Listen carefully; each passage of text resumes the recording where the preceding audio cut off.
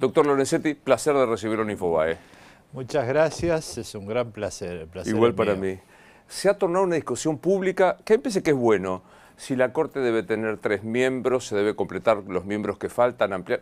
Cuénteme cómo está viendo esta Corte de 3 miembros. Bueno, lo primero es plantearse que la Corte es una institución y la mirada a las instituciones tiene que ver cómo se producen las personas, ¿no? A mí me importa mucho no generar incertidumbre, porque cuando se habla de cambios, se habla de 2, de 10, yo creo que lo importante es darle seguridad. El primer punto que me parece relevante es darle seguridad a la población. Porque la Corte, si nosotros tomamos los últimos 20 años, yo cumplo 20 años ahora, la mayor parte de los fallos trascendentes se dictaron en la primera década, que era otra composición. Y se mantienen todavía ahora con una composición distinta, es decir, no cambia la jurisprudencia de la Corte porque cambien sus miembros, es una institución. Por ejemplo, en materia de protección de los vulnerables, como fueron los fallos de derechos sociales, interpretación de la reforma constitucional del 94, se dictaron muchos fallos que continúan hoy en la misma línea. En materia penal lo mismo, por ejemplo, los fallos relativos a la protección del ambiente, del consumidor, los fallos relativos a la coparticipación. Yo recuerdo que cuando lo dictamos aquellos éramos 4 nada más, los que se siguen manteniendo. Los fallos relativos a libertad de expresión. Yo recuerdo que en 2009 a mí me dieron un premio en la SIP, la Sociedad Interamericana de Prensa, que no fue personal, sino a la Corte, en Caracas, en una época que era muy difícil estar en Caracas porque habían hecho una reunión en contra de la CIP, y ahí estaba, me acuerdo que Bartolomé Mitre me entregó el premio por los fallos de la Corte en materia de libertad de expresión. Toda esa jurisprudencia continúa, es decir, no va a cambiar, porque en eso tenemos que tener una responsabilidad frente a la población. Es decir, lo nuestro es darle tranquilidad a la población como primer tema. Segundo, la Corte históricamente tuvo 5 miembros, después pasó a 7, 9, pero cuando yo ingresé hace 20 años, yo fui el último y faltaban dos vacantes que no se pudieron cubrir, y el doctor Petracchi en ese momento insistía mucho que se cubrieran porque nosotros no podíamos resolver el corralito, porque necesitábamos 5. Y no se llegaba a esos 5, porque la mayoría de la Corte es en función del número de miembros. Entonces, si es 9, hay una mayoría distinta que si es 7, que si es 5. Entonces fuimos a hablar al Congreso, yo recuerdo que lo acompañé, y ahí se dictó una ley. En esa época estaba, en ese Senado estaba Cristina Kirchner, que fue la que lo impulsó, y se dictó una ley reduciendo gradualmente a 5. Y así fue y así continuó hasta ahora. Y ahora actualmente lo más probable, si seguimos así como está, porque los procedimientos son lentos, es que continuemos con una Corte de 3. La Corte de 3, yo tuve una experiencia durante varios meses, bastante tiempo, junto con el doctor Maqueda y la doctora Hayton, estuvimos mucho tiempo funcionando de 3, y bueno, funciona, porque nosotros, la primera responsabilidad es frente a la población. O sea, nosotros tenemos todo este caudal de fallos, si la Corte es de 3, y bueno, seguiremos funcionando razonablemente bien. De hecho, ahora, por ejemplo, hoy tuvimos una reunión donde vimos muchos fallos, tratando de ponernos de acuerdo, acercar posiciones, flexibilizar internamente para que esos fallos salgan y demos respuesta a las demandas de la población. Es decir, que si la Corte es de 3, nosotros seguiremos cómodamente, pues nos llevamos bien, trabajamos en los fallos judiciales, cumpliremos la responsabilidad. Eso es lo real. Ahora, ¿es lo ideal? No. Lo ideal es que se complete la Corte y que se llegue a 5. ¿Es bueno cambiar el número? No, porque digamos, cuando se habla de la seguridad jurídica, tiene que ver mucho con la permanencia de los fallos de la Corte. Y si se cambian cada tanto los miembros, siempre ha sido muy mal visto internacionalmente. De hecho, hoy hay mucho debate en el mundo sobre los cambios en las Cortes, y si uno dice que va a cambiar la cantidad de miembros de las Cortes, supongamos ahora, ¿no es cierto? Aumentemos a 9, a 10, a 15. Algunos hablan de 25. Bueno, esto ya se habló el año pasado, ¿eh? En el gobierno de Alberto Fernández se llegó a 25, después terminó en 15. Lo cual es lógico desde el punto de vista porque todas las provincias tienen causas en la Corte y todos los gobernadores legítimamente dicen, bueno, yo quiero tener un ministro. Pero institucionalmente eso no es bueno. Además, ¿qué inversor va a venir a invertir cuando no sabe cuál es la jurisprudencia de la Corte porque se están nombrando nuevos miembros? Eso afectaría mucho la seguridad jurídica y sería también un desprestigio internacional, porque cambiar la Corte a poco tiempo histórico es algo mal visto. Fíjese que en Estados Unidos todavía se habla del intento de ampliar la Corte hace muchísimos años, y nuestro modelo es parecido. Entonces, la realidad es que se habla mucho de eso. En el año pasado, no sé si todos recuerdan, pero se trabajó muchísimo, la ampliación de la Corte, la comisión que creó el presidente Alberto Fernández para reformar la Corte, y se trató en el Congreso y después finalmente quedó con media sanción. De todas maneras, esa es una responsabilidad que tiene el Congreso. Nosotros hasta ahora... Pensemos en la realidad concreta. Estamos en octubre, en noviembre terminan las sesiones. Es muy difícil sacar una ley y después integrarla el año que viene, donde es un año electoral, hay que juntar 2/3. Es decir, todo esto me parece que yo no quiero opinar sobre las decisiones del Congreso porque es su decisión, es otro poder del Estado. Lo que sí es necesario ser prudentes, porque lo que no podemos hacer es generar temor en la población, que va a cambiar esto, que va a cambiar... Porque la Corte fija grandes criterios sobre cómo es tu vida, tus intereses, cómo va a ser la protección del honor, la protección de la dignidad, de la privacidad. Gran cantidad de temas que hacen a la vida cotidiana a las personas. Entonces yo creo que nosotros estamos para servir al pueblo, no para generalizar inestabilidades o para trasladarles nuestras inseguridades o disputas menores, ¿no? Yo creo que en eso hay que ser muy claros. Por eso, en concreto, la Corte está funcionando, nosotros estamos haciendo un gran esfuerzo entre los 4, en muy poco tiempo somos 3, prácticamente ya estamos en la transición. Seguiremos funcionando de 3. La verdad que nosotros trabajaremos, cumpliremos con nuestra función, seguiremos con los precedentes, seguiremos con los mismos fallos, haremos lo mejor posible, y en eso yo creo que hay que darle mucha tranquilidad a los argentinos y argentinas de que la Corte va a seguir una línea clara como la vino sosteniendo.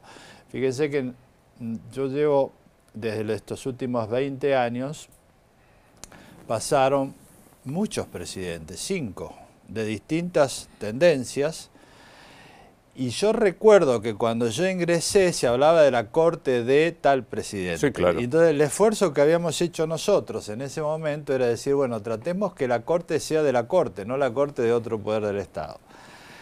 Y luego de todo este tiempo han pasado 5 presidentes, pensemos que eran muy distintos, ¿no? Néstor Kirchner, Cristina Kirchner, Macri, Mauricio Macri, Alberto Fernández y ahora Milei.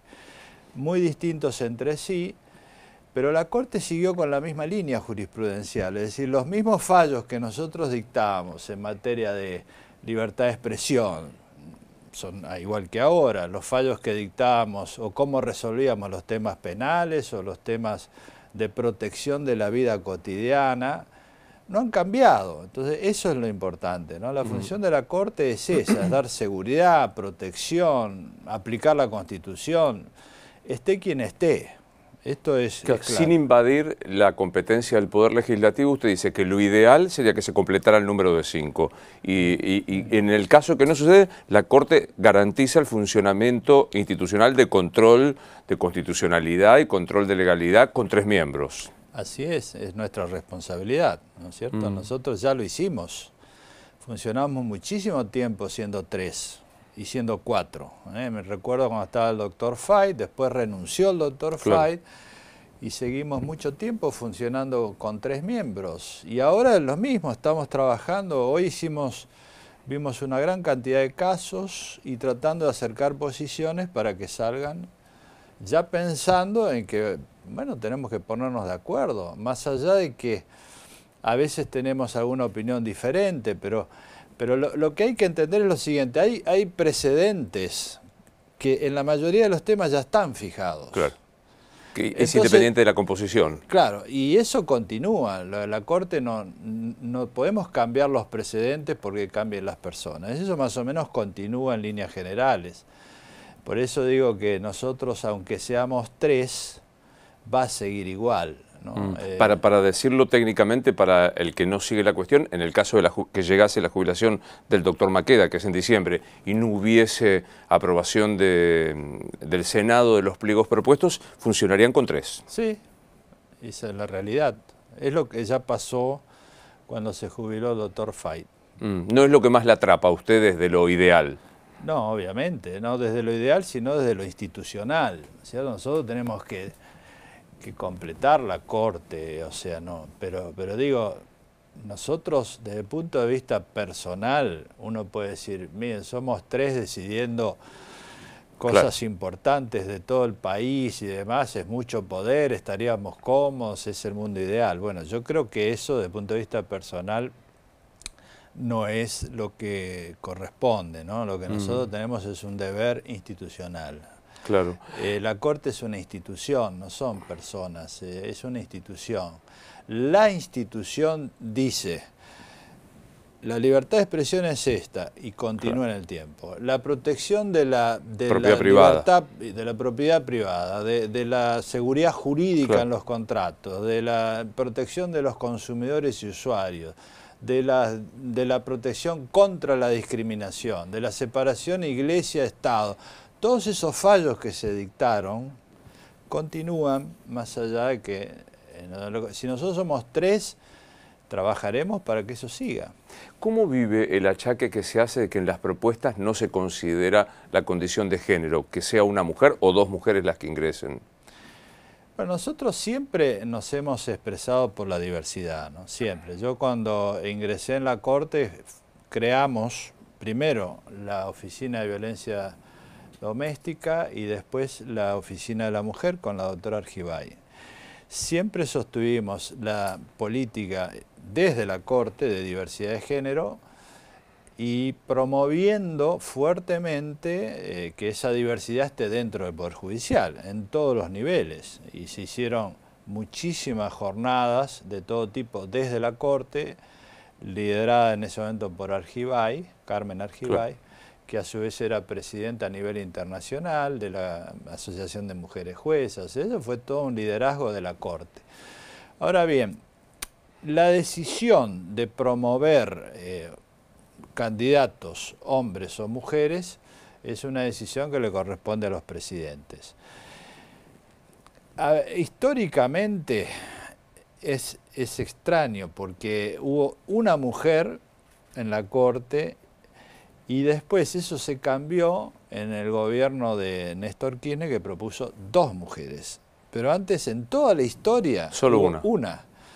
Después se propuso 2. Si uno ve la Cámara Electoral, que es un tribunal muy importante, nunca tuvo una mujer. Y la vez que ganó un concurso una mujer, que fue el año pasado, propusieron un hombre. Se eligió el segundo, sí. En el último integración de la Corte, cuando se propuso al doctor Rosati y al doctor Rosengart, eran 2 varones para cubrir cargos de mujeres. Es decir, es una fuerte tendencia Que bueno, son decisiones del presidente. ¿Qué se dijo en el Senado en esos momentos, en todos esos casos? Que es una decisión que no es obligatorio, que es discrecional. Entonces, lo mejor es que haya diversidad de género, de eso nadie lo discute. Ahora, la diversidad es una decisión también que corresponde a otro poder del Estado. Ahí nosotros no podemos influir mucho. Claro. ¿Cómo se siente frente a la discusión de algunos nombres, particularmente el doctor Lijo, que se lo atribuye a su pertenencia jurídica, a su cercanía? Sí, creo que esto es importante explicarlo bien, porque creo que es algo que se suele discutir. Cuando el presidente Milei, el ahora presidente Milei, estaba de campaña, él señaló muchas veces que iba a consultar a la Corte para integrarla. ¿Por qué? Porque ya durante todo el gobierno de Alberto Fernández, el presidente Alberto Fernández, no se le había cubierto la vacante. Claro. Nosotros pedíamos que se cubra. En eso fue coherente el presidente porque lo planteó como un diálogo de poderes. Es decir, yo consulto a la Corte, no es que la propuesta de la Corte me obligue. Y consultó individualmente a todos los ministros, porque eso además fue publicado en distintos medios. Hubo una reunión del doctor Rosenkrantz, hubo una reunión del doctor Rosati. De hecho, Rosati había propuesto, en su momento hubo una reunión en el Ministerio de Justicia, una mujer que era la presidenta del Consejo de la Magistratura, la vicepresidenta, que después, de acuerdo a lo que me comentó el ministro de Justicia, él la recibió y después no encontraron objeciones por su juventud, por un tema que había con un juez federal de Mendoza, bueno, y quedó ahí. Y después Maqueda, el doctor Amerio tiene una relación muy estrecha con Maqueda, también habló, y conmigo también habló. Yo lo que planteé es lo siguiente, que lo sigo diciendo abiertamente. Yo creo que en la Corte tiene que haber representantes del Poder Judicial, primer punto. ¿Por qué? Porque estamos desbalanceados en ese sentido. Los que vienen del sector de la política, que hoy tenemos 2 ministros, es bueno que existan, ¿no es cierto? Porque creo que tiene que haber un balance. Pero tiene una visión muy distinta del que viene del sector del Poder Judicial. Por las dudas, los doctores Rosati y Maqueda provienen de la política. El doctor Rosenkrantz y yo del mundo académico, que también tenemos una visión distinta. Claro. Pero antes estaba la doctora Hayton y Argibay, que venían del mundo judicial. Entonces, primer punto, es necesario que vengan del Poder Judicial, porque tienen una práctica muy diferente respecto de cómo funcionan los expedientes, cuáles son los problemas y demás. Entonces, ese es el primer punto. El segundo punto es si era de la justicia nacional o federal. Hace muchos años que se viene diciendo la justicia federal quería un representante en la Corte. ¿Por qué? Porque tanto la doctora Argibay como la doctora Hayton, que fueron excelentes las dos, ¿no? Eran de la justicia nacional. La justicia nacional, para el que no conoce, es la justicia digamos, de Buenos Aires. Claro. Y la justicia federal tiene temas federales que se tratan en la Corte. La Corte no trata temas, normalmente no llega a nada de importante, salvo por cuestiones excepcionales de arbitrariedad, de la justicia nacional. Lleva poco. Entonces, un representante del Poder Judicial y de la Justicia Federal. En ese sentido, yo di mi opinión que debía ser así. Después vino otra discusión, que es quién puede pasar los 2/3 en el Senado, porque es un tema muy relevante. ¿Por qué? Porque los jueces y juezas normalmente dictan sentencias. Y afectan intereses. Bueno, entonces, y tienen muchas causas. Sobre todo la justicia federal, cuando tiene muchas causas, durante 20 años, como tiene el doctor Lijo, es lógico que existan discusiones. Ahora, a mí me parece muy bien que haya esta discusión, porque siempre la hubo. Y creo que es muy sano. y dejemos que el Congreso decida. Por ejemplo, cuando fue nominado el doctor Zaffaroni, que fue cuando yo entré, hubo una discusión muchísimo sí, claro, más relevante que esta, porque era todo el país discutiendo. Porque se discutía su visión y bueno, un montón de temas. Y después fue un buen juez, cuando estuvo fue un muy buen juez. Cuando ingresó, vayamos más actual, cuando ingresó la propuesta de Rosati y Rosenkrantz, también hubo una gran discusión. Por la nominación por decreto. Sí, pero además se decía que Rosati era kirchnerista porque había sido ministro de Justicia de Néstor Kirchner, que en realidad él me tomó juramento a mí. Horacio me tomó juramento cuando yo ingresé a la Corte, él era ministro de Néstor Kirchner. Y que después lo votó un Senado kirchnerista, porque el Senado que votó era mucho más kirchnerista que este, porque lo votó, era el jefe de bloque, era Miguel Pichetto, y lo había liderado también, bueno, todo el Senado kirchnerista. Bueno, esas fueron grandes críticas. Ahora, después, él entró y es un excelente juez. Nadie dice ahora que era kirchnerista, ni todas esas cosas que se discutieron en el proceso, pero ahora nadie cuestiona ninguna de esos aspectos. Lo mismo pasa. Ahí hay dos cuestiones que me parecen personales para ponerlas negras sobre blanco. ¿Su vínculo con Horacio Rosati, cómo podría definirse? Nosotros nos llevamos bien en la Corte, no hay. Hoy estuvimos hablando de un montón de casos. Lo que hay son diferencias que son sanas, es decir, es muy bueno que en la Corte haya diferencias, porque si no es un tribunal digamos, como dicen en Estados Unidos, empaquetado, ¿no? O de mayorías automáticas. Claro. Entonces, yo con el doctor Rosati me conozco desde hace muchísimos años, pero yo no planteo nunca los temas de manera personal. Nosotros, ¿en qué tenemos coincidencias y en qué tenemos diferencias? Esto depende de los temas. Porque lo que le importa a la población, lo que le interesa es cómo resolvemos. El fallo, ¿no? Claro. Bueno, entonces, por ejemplo, en materia penal, la Corte, nosotros somos 4. En general venimos resolviendo casi siempre por unanimidad los temas penales. No hay, de los últimos años, muy poca disidencia. Venimos resolviendo temas de lesa humanidad también. Venimos resolviendo con bastante unanimidad. Temas previsionales, ahí sí estamos más divididos, a veces 2 a 2. Digamos, hay una visión en algunos fallos más inclinada de Rosati y Maqueda y Rosenkrantz y yo, y a veces yo me sumo a Rosati y Maqueda. Pero en general la línea de jurisprudencia de la Corte en materia previsional es bastante coherente, lo tenemos hace años. Ahora hay algunos casos más específicos de las últimas reformas donde puede haber diferencias, pero en general tenemos bastante coincidencia en esos temas. En los temas económicos, de mercado y demás, también podemos tener alguna diferencia. Ahí también podemos estar 2 a 2, pero en general hemos tratado de coincidir.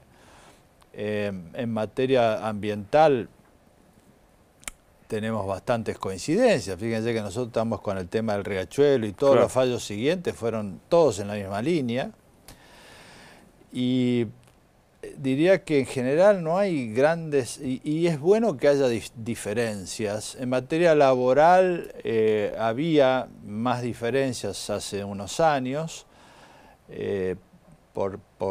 estábamos 2 a 2, a veces el doctor Rosati estaba más separado, pero ahora está hizo un esfuerzo para acercar sus posiciones. Entonces, por ejemplo, los últimos fallos en materia laboral, que revocamos decisiones en materia de intereses, fueron unánimes. Entonces, ¿dónde hay diferencias que a nosotros vemos en materia que tuvieron repercusión, como que dicen que hay peleas y demás? Es en temas de superintendencia. ¿Por qué? Porque yo creo, hay 2 o 3 temas claves. Uno es la cuestión del Consejo de la Magistratura, que yo seguí la línea que siempre, yo trato de seguir siempre la misma línea, ¿no?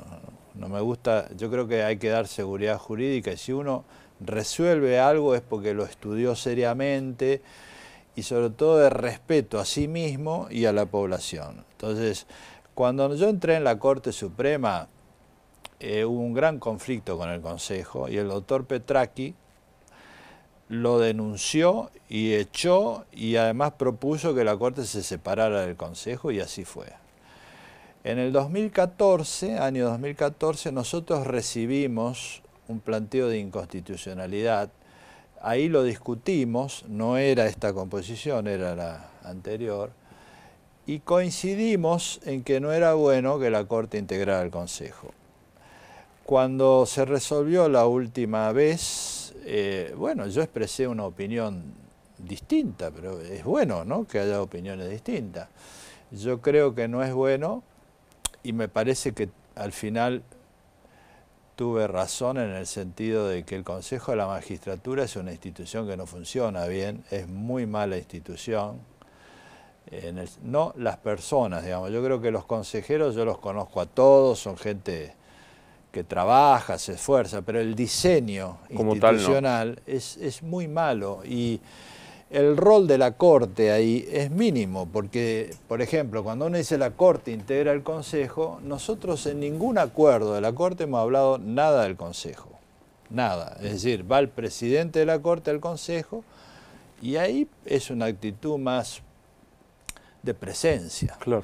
Para cerrar eso es una diferencia. La claro. otra es interna en algunas cosas, cuestiones que yo creo que hay que ir cambiando.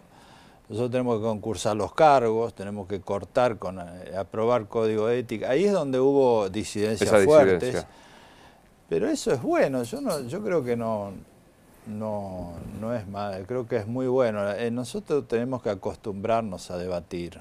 Para cerrar el tema de la integración, quedándome claro que lo ideal serían 5 miembros, proponer aumentar a 9, 11, 15, 25, 240 genera inseguridad jurídica. ¿Cómo siente la discusión periodística cuando se dice el doctor Ariel Lijo es una propuesta Lorenzetti? No me molesta en absoluto, porque de algún lado salen los candidatos. Es decir, yo creo que no le veo ninguna cuestión a eso. De hecho, podría haber salido alguno propuesto por otro ministro de la Corte, y bueno, está bien eso, no le veo. Todos son propuestos por alguien. Cuando fueron nominados los últimos 2 ministros, también los propusieron, ¿no es cierto? Y los propusieron gente del sector privado, lo cual es peor. Es decir, yo creo que no está mal que se propongan, se consulten, y tenemos que madurar institucionalmente, ¿no? Yo creo que, bueno, hay diálogo de poderes, tiene que haber. Yo creo mucho en eso, porque la verdad que la Argentina es un proyecto fracasado en gran medida por la falta de diálogo institucional. Nosotros tenemos que pensar más en que la democracia es el gobierno para el pueblo. O sea, nunca hay que olvidarse de eso, pues si no estamos siempre discutiendo cuestiones internas, menores, disputas de vecinos. Yo muchas veces hablé de eso en la Corte, ¿no? Las disputas menores. Yo creo que no, yo me siento muy tranquilo con eso, ¿no? ¿Cómo es hoy? Es breve el periodo todavía de Javier Milei. ¿Cómo es el vínculo institucional entre el Poder Ejecutivo Milei y esta Corte? Bueno, el vínculo institucional del Poder Judicial y la Corte con el Ejecutivo siempre fue similar en el sentido de qué temas.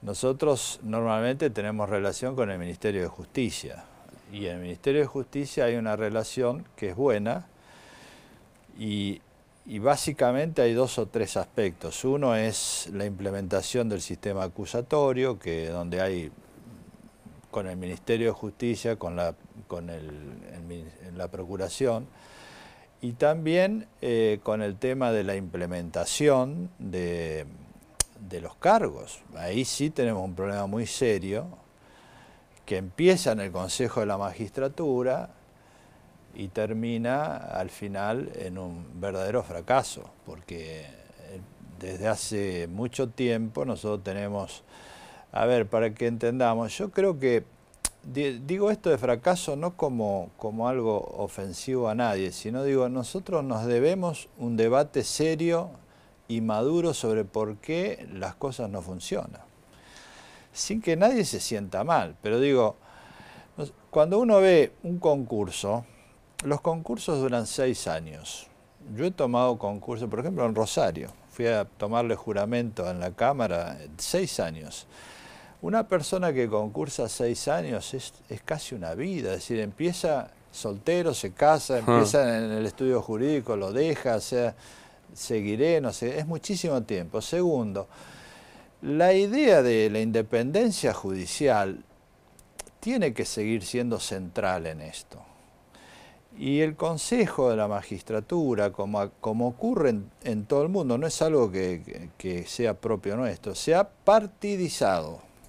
Si uno ve, por ejemplo, yo he ido a España hace poco en la reunión de Cortes y tiene un serio problema porque cuando uno es concursado tiene que pasar a hablar con todos los sectores políticos, porque si bien están representados los abogados, los jueces y demás, todos tienen una pertenencia política partidaria. Claro. No está mal la política, no, porque claro, en definitiva es el Senado, ¿no es cierto? Yo nunca hablé mal de la política, pero la partidización sí es algo problemático. Entonces, eso hay que sincerarlo, hay que hablar más de la independencia. Los cargos que están saliendo ahora, por ejemplo, no son los más importantes. Donde los cargos son relevantes está trabado. ¿Por qué está trabado? Porque hay intereses partidarios distintos. Entonces tenemos muchas vacantes.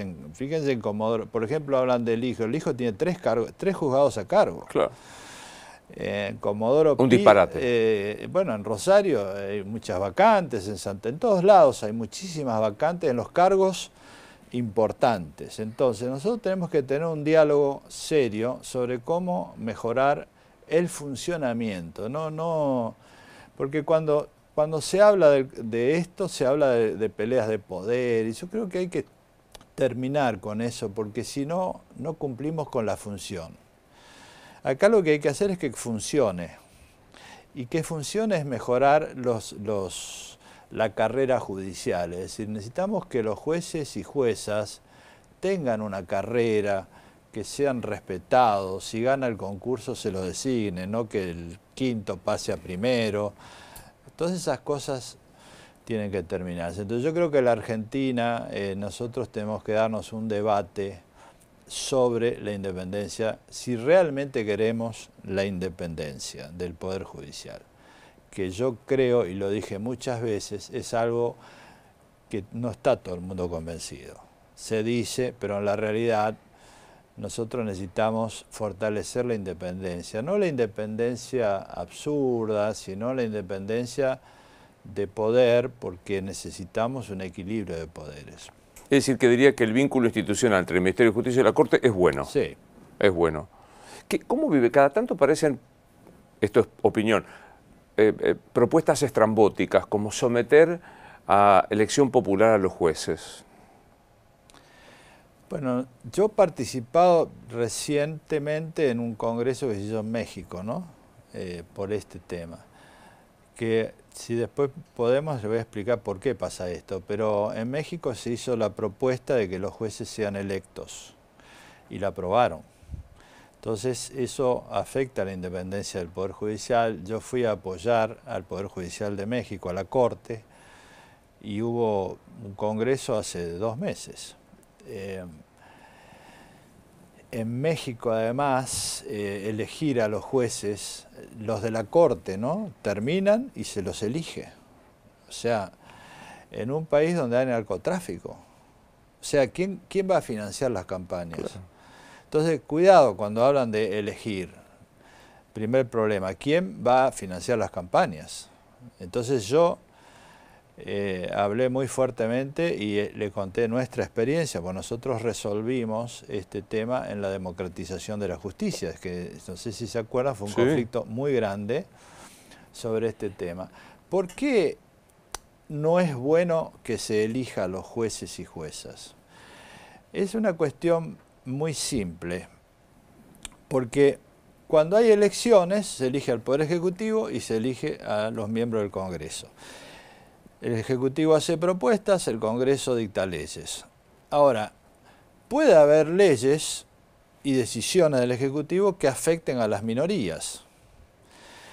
¿Y quién protege a las minorías si siempre deciden las mayorías? Esto tiene una larguísima historia. Empecemos con el Holocausto, empecemos con la persecución de las minorías en Alemania, no solo en la época de la persecución racial, sino también en la división del muro. Hay unos fallos que yo cité mucho cuando resolvimos el caso Simón, que fue el caso de la lesa humanidad.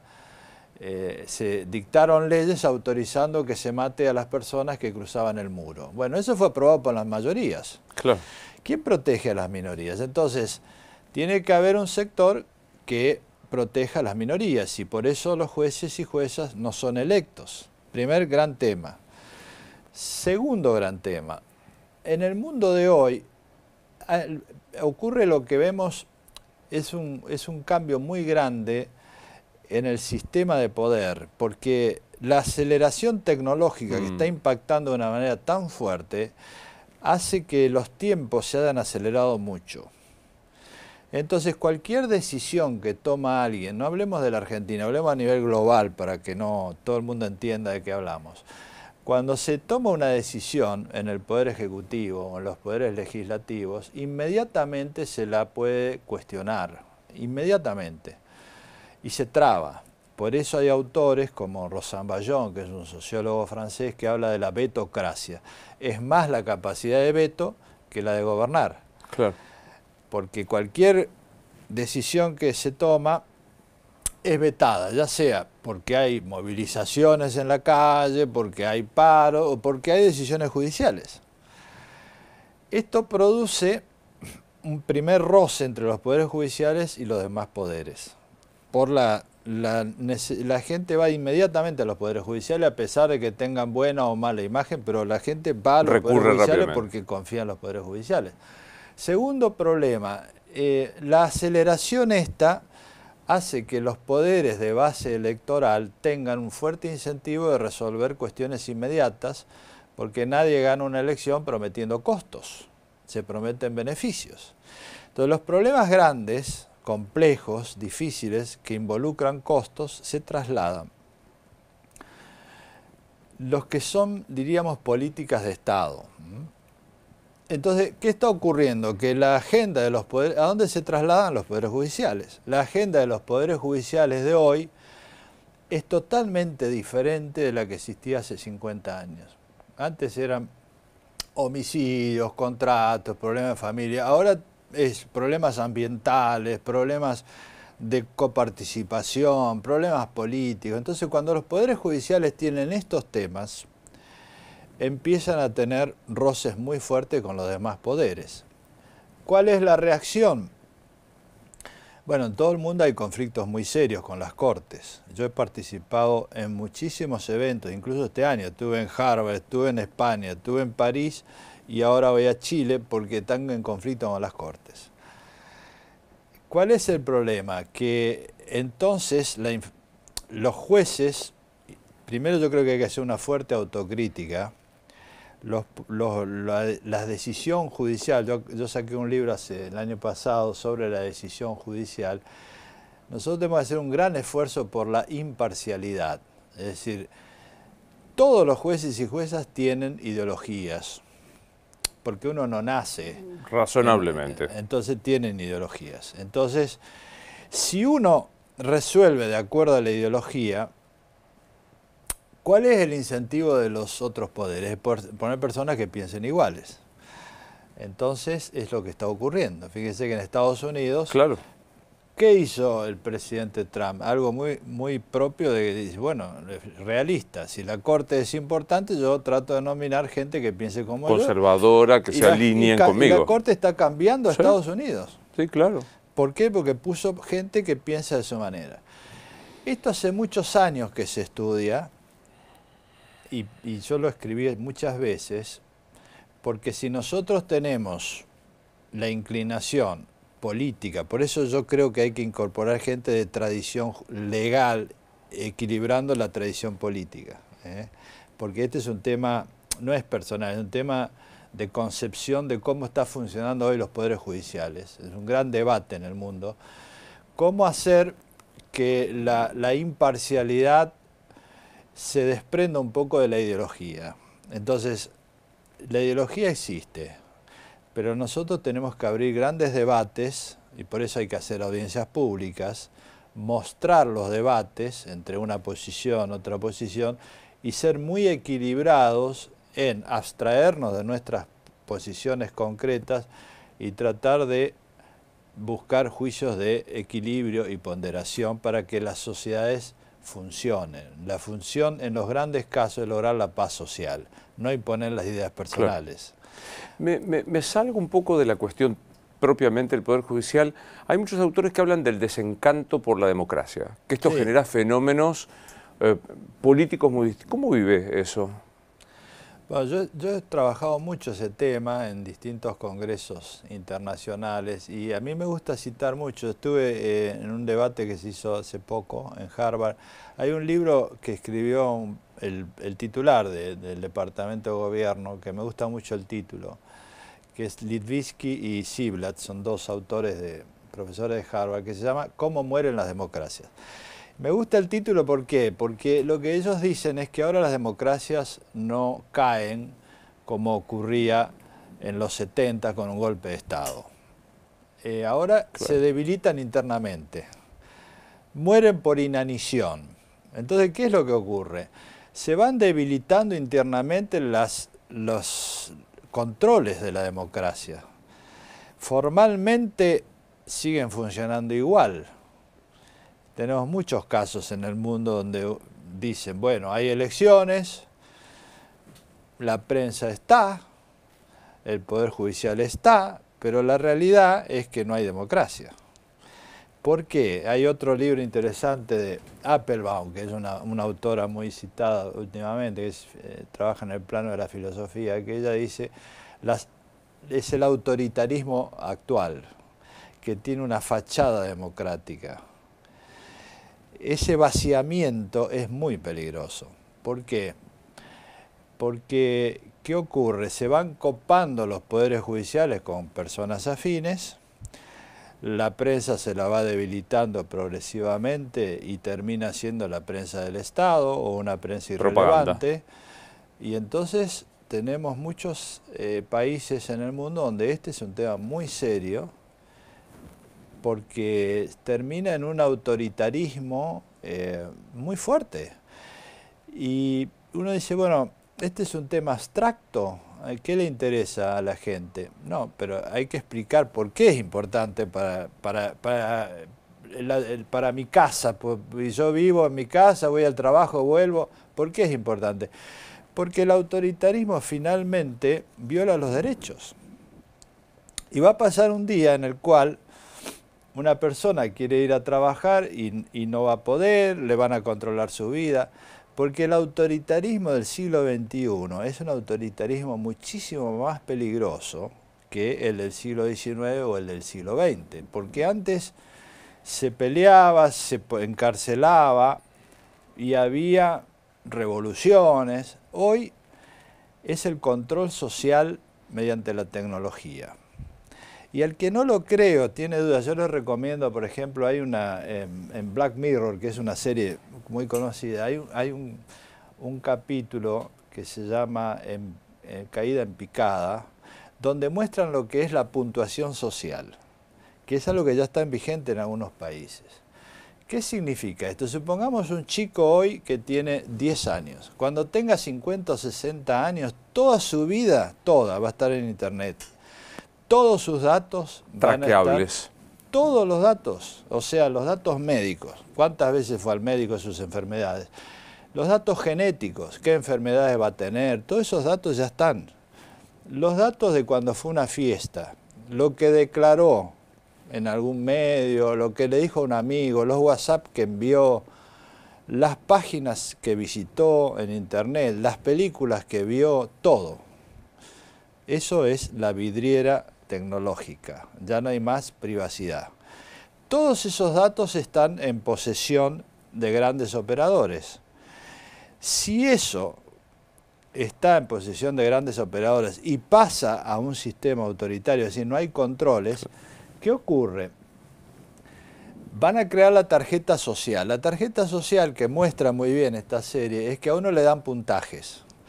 Entonces, si se portó mal, le descuentan. Por ejemplo, esta artista volcó café o tuvo un incumplimiento, se emborrachó, lo que fuera, le bajan el puntaje. Si le bajan el puntaje, le cobran más caro el avión.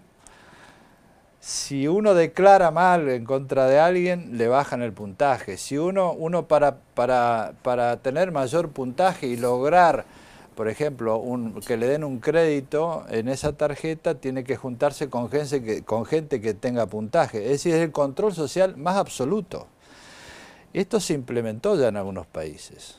Entonces, nosotros tenemos que ver más allá, y ahí es donde yo digo, tenemos que tratar temas más profundos en la Argentina, porque el mundo está cambiando de una manera terrible. Vertiginosa, sí. Entonces tenemos que plantearnos cómo protegemos a nuestra gente y sobre todo a nuestros niños. Porque el tema del control social hoy es brutal. Y vamos a una sociedad en la cual van a estar absolutamente controlados muchas veces sin darse cuenta. Fíjese que hoy estamos suprimiendo la diversidad de pensamiento, porque todos pensamos igual. Los chicos nuestros hacen los mismos juegos que los de la China, y eso antes no ocurría. ¿Por qué? Bueno, porque la tecnología les llega o uniforma. Admiran los coreanos. Cuando yo era chico era impensable. Y no, bueno, hacen los mismos juegos que chicos coreanos. Es decir, la globalización tecnológica, que es muy buena, requiere controles. Casi todos los autores que escriben hoy en filosofía, que yo me dedico mucho a eso, este tema es central. ¿Cómo protegemos la libertad humana frente al tecnología? Y el desarrollo de la inteligencia artificial lo va a profundizar enormemente. Casi todo el mundo los filósofos hoy están trabajando este tema porque es grave, en el derecho también. Entonces, ¿qué va a pasar? Si nosotros tenemos estos chicos controlados, vamos a una sociedad en la cual uno va a tener que ir siguiendo cada vez más patrones de conducta y le van a decir, esto no se hace, esto sí se hace. Y si haces esto y te portás mal, perdés puntos. Y si perdés puntos, no puedes ir al médico o te bajan el crédito. Es una cosa de control en función de incentivos como si fuéramos animalitos. Total. Esto ya está vigente en muchos países. Para despedirlo algunos otros temas, usted a lo largo de sus fallos en la Corte ha defendido la libertad de expresión de manera potente. ¿Cómo vive hoy el balance entre libertad de expresión y agresión incontrolada de redes sociales o modos de expresión, incluso anónima? Bueno, este es un tema importante también que hay que trabajarlo. El nacimiento de las redes sociales ha producido una verdadera revolución y realmente cuando yo escribí un libro sobre esto hace 15 años, en el año 2000 casi, no más. En esa época, que se llamaba comercio electrónico, lo publiqué en Brasil también, el gran debate era, nació Internet y hay que proteger la libertad en Internet. Pasados 20 años, Internet hoy no es la libertad. Hay grandes operadores, y esto lo dicen todos los autores. Por ejemplo, Niall Ferguson, que es un autor importante, un historiador inglés, ha escrito muy fuertemente sobre el monopolio en Internet, el monopolio a través de la historia, ¿no? Hoy es fuertemente monopólica Internet. Claro. Hay grandes operadores que controlan todo lo que pasa. Entonces, ese tema empezó a tener una gran importancia regulatoria. Hay dos maneras de regularlo. Uno es a través de la legislación pública, del derecho público, y otro privado. Nosotros, cuando hicimos el Código Civil y Comercial de la Nación, tratamos este tema, incluimos un artículo que se refería a la intromisión arbitraria en la vida privada a través de las redes sociales. Entonces hoy para la gente que quiera actuar, hay una tutela legal frente, y ya hay muchos casos, frente al ataque en las redes sociales, y esa tutela es preventiva o resarcitoria. Ahora bien, esto desde el punto de vista legal. Lo que está pasando es que es una situación muy complicada y sobre la cual hay que hablar, porque nosotros, a mí me da la impresión de que a veces no hablamos de los temas importantes, ¿no? Esto está transformando muchísimo el modo de comportamiento social. Por ejemplo, si nosotros sumamos esto que decíamos antes, es una era de la desilusión, ¿no? Del desencanto.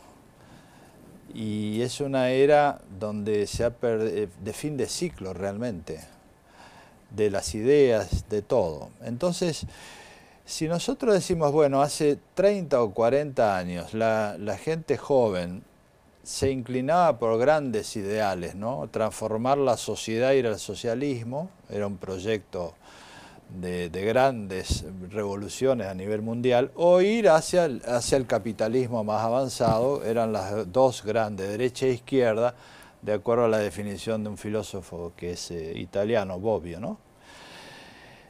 Eso se cortó. Cuando uno ve hoy cuáles son las identidades de los niños y de los jóvenes, es totalmente diferente, porque ha cambiado por el tema de las redes sociales y por la gran desilusión. Entonces hemos pasado de una situación donde había grandes ideas de transformación, de progreso, de cambio, a una idea muy diferente. ¿En qué consiste? Primero, los argentinos queremos comunicarnos. Fíjense, cuando uno ve las estadísticas a nivel internacional, Argentina es uno de los países, siempre entre los 20 primeros, que tiene más uso de internet, más celulares y más tráfico. Es decir, queremos comunicarnos. ¿Nos interesa el bien común? Sí, porque en cualquier mesa de los argentinos, después de una hora ya se habla de política. O sea, interesa el bien común. Ahora, ¿cuál es la identidad?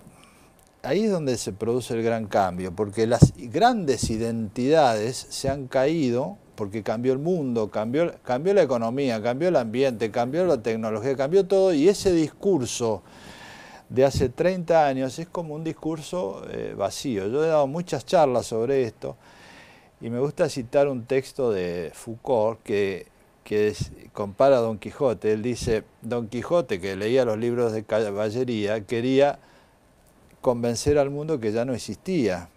Entonces dice, luchaba contra el mundo para imponer los textos. Por eso ese discurso tradicional está agotado y es como cuando se habla siempre de lo mismo para un público que ya no lo escucha. ¿Qué pasó? Las identidades de los chicos hoy son pequeñas identidades. Uno siempre busca identidades porque es un elemento tranquilizador. Ahora, ¿cuáles son las identidades? Los influencers, una marca, por ejemplo, nosotros somos fanáticos de tal marca, de tal jugador de fútbol, de la selección. Las identidades son pequeñas identidades, microidentidades. Eso significa que nosotros tenemos un individualismo donde cada uno tiene una identidad que es la tranquilizadora. Pero lo que nos falta es una narrativa común. Lo que ha explotado es el discurso unificador de la sociedad, acá y en casi todo el mundo. Entonces, ¿esto qué produce? Una sociedad donde hay triunfos individuales y fracasos colectivos, que es muy argentino. Nosotros, claro, cuando nos fijamos, los argentinos tenemos en todos los ámbitos argentinos muy destacados. Tenemos el Papa, tenemos una reina, tenemos, por ejemplo, yo leo mucha filosofía, todos los filósofos citan a Borges. Tenemos gente destacada en la medicina, en lo que busque, individualmente. Pero la historia argentina como proyecto colectivo no funcionó. Y la reacción popular es clara, ¿no? Hay una reacción contra eso.